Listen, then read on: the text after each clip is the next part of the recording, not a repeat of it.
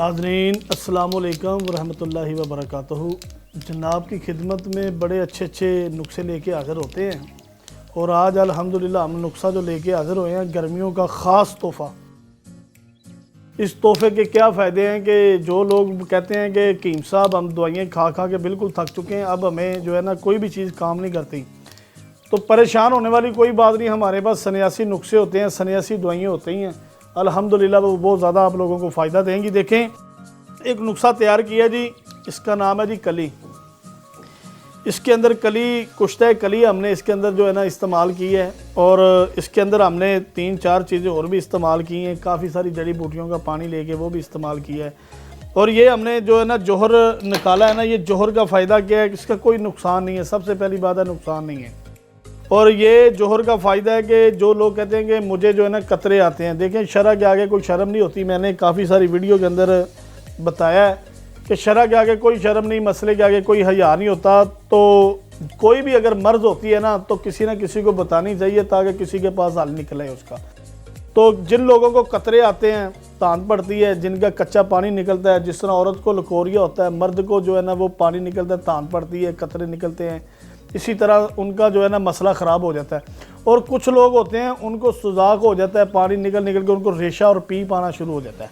उन लोगों को ये दावत दूंगा, उनके लिए ये ख़ास तोहफ़ा मैंने बनाया है ताकि मुझे काफ़ी सारे कमेंट आए, लोगों ने बताया कि हकीम साहब हमें जो है ना ये चीज़ आप दिखाएं बना के, जहाँ उसके बारे में तारफ़ करवाएं, हमें सुजाक हो चुका है। बेसिकल जो पाकिस्तान से बाहर की कंट्रियों में लोग रहते हैं उन लोगों के ज़्यादा कमेंट हैं कि हकीम साहब हमें वो दिखाएं कि हमें ना सुजाक हो गया, पीप रेशा आना शुरू हो गया है।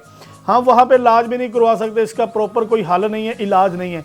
उन लोगों को बिल्कुल परेशान होने वाली बात नहीं है। जिनको मसला होता है ना उनको पूछ के देखा करो, उनको देखो कि उनके दिल से क्या गुजरती है। उन लोगों के लिए तोहफ़ा बनाया, ये सिर्फ 4 कख खाने हैं। आपने क्या करना है जी, 4 कख खाने हैं। ये रात को आपने मक्खन लेना है, थोड़ा सा मक्खन लेके उसके अंदर 1 कख चावल के दाने के बराबर वो कख जो है ना मक्खन के अंदर रख लेना है। रख के आपने उसको जब मुँह के अंदर रख के ऊपर से आपने दूध पी लेना है। अगर आपको दूध नहीं मिलता तो आपने पानी पी लेना है, गर्म करके पानी आपने ऊपर से पी लेना। ठीक इसको 4 खुराकें खाने के बाद उसकी पहली खुराक के साथ उसके कतरे आने बंद हो जाएंगे।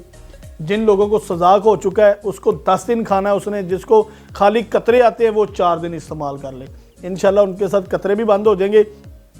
और बेसिकल ये काफ़ी सारे वीडियो के अंदर जो बेईमानी और झूठ बोल रहे हैं, जो मेरी वीडियो के नीचे नंबर आपने चला रहे हैं ना, नंबर मेरे आप लोगों ने ख़ास करके याद रखने हैं। 0300 पूरा 85 75 378।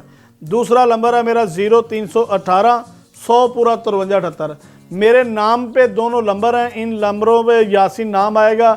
इससे अलावा कोई भी नंबर है सारे फेक हैं। लोगों ने मेरे यूट्यूब से डाउनलोड करके और फेसबुक के ऊपर उन्होंने अपना जो है ना ये बेईमानी वाला सिस्टम चलाया है। उन लोगों से ज़रा आप लोगों ने बचना है, होशियार भी रहना है। अगर इन दोनों नंबरों से आप कोई भी चीज़ मंगवाते हैं, कोई बेईमानी होगी, धोखा होगा, फ्रॉड होगा, तो मैं ज़िम्मेदार हूँ इन चीज़ों का। अगर किसी और नंबर से मंगवाते हैं उसका मैं बिल्कुल ज़िम्मेदार नहीं हूँ।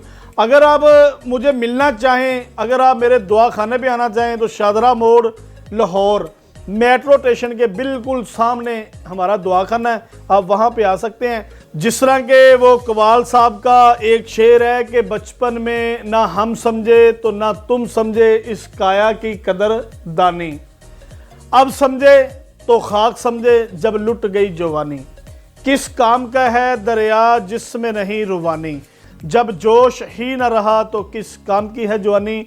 अगर जवानियाँ बहाल करनिया ने तो मेरे दोनों नंबर याद रखने ने, 0300 पूरा 85 75 378, 0318 100 पूरा 53 78। मैं बार बार नंबर इस पर बोल रहे हैं कि काफ़ी सारे लोगों ने कमेंट ने कि हकीम साहब सानू फ्रॉड हो चुके हैं, मेरे को 10,000 रुपये लुट लिया, मेरे को 5,000 रुपये लुट लिया। मेरे दवाखाने ते आना चाहो तो शादरा मोड़ लाहौर मेट्रो स्टेशन के सामने।